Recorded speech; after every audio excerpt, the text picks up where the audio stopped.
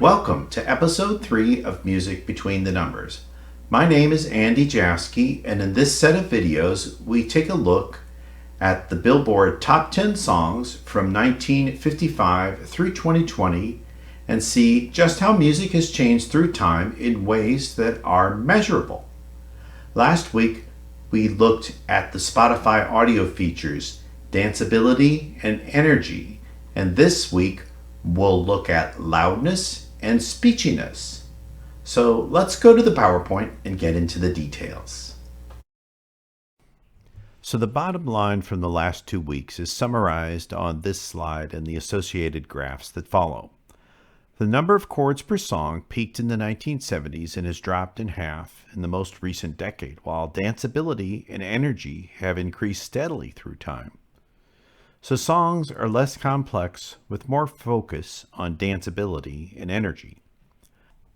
Here are the Spotify definitions on loudness and speechiness. You can see that loudness is different than most of the other Spotify features that we will examine, as it is not measured on a 0 to 1 scale or a 0 to 100% scale, but is on a different scale. Now, Spotify says that this is in decibels, but it actually is in something called dBFS, which stands for decibels to full scale. The high value of this measure is 0. So once you get to this point and beyond, you get clipping or unwanted distortion. It doesn't sound good. So all of the values for loudness will be negative, as 0 is the maximum. Often there is a goal to get songs closer to 0, as when you're too far from there, it tends to introduce unwanted hiss and background noise. But too close may introduce distortion. Controlling for this is what is called the mixing and mastering part of music production. And note that this is the average for the song, not just the peak or the minimum loudness. Speechiness, on the other hand, is just a measure of how much speech is occurring and is a Spotify-defined thing. So here we have the 0 to 1 scale. We will likely see relatively low values since Spotify has podcasts and the like that are going to be close to 1. Note that when a song goes over 0.33, one might almost confuse that song with a more speech-like program. But what we're most interested in, however, are the relative values through time. So on the next 2 slides, like last week, we'll take a look at the top 10 and bottom 10 on each of these measures for our 660 songs. It's not only an interesting exercise, but a good check on the data. So here's loudness. And in the second column, I put an adjusted value for loudness based on the loudest and softest songs in the population. So this means that the loudest will come in at 1 and the softest at 0. So this might be helpful for other types of analysis that we might do. And it also helps put this variable on the same scale as the rest of the Spotify variables we are examining. We call this standardizing a variable or feature. We'll use this in weeks to come when we do some analysis. It's curious here that a lot of these songs were also on the high energy list. So let's look at the correlation.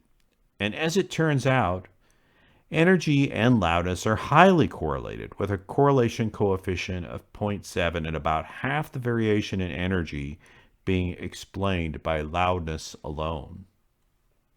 So now let's see how loudness has changed over time.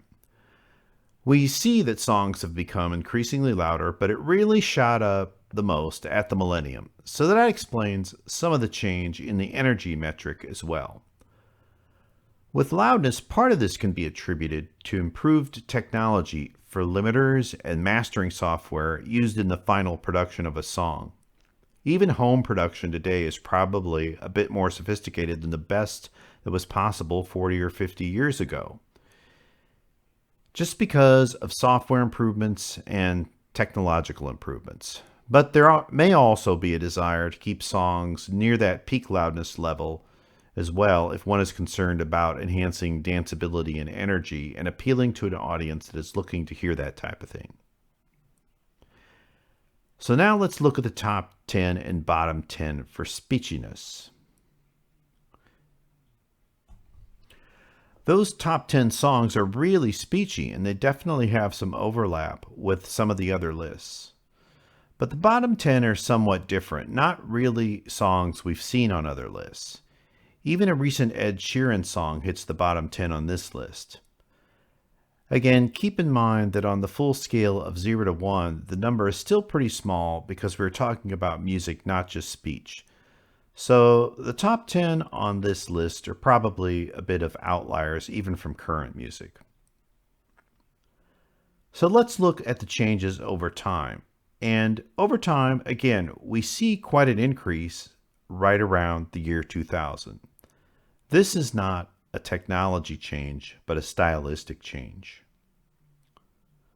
So in sum, loudness went up a bit in the 1960s, but then stayed largely flat through time.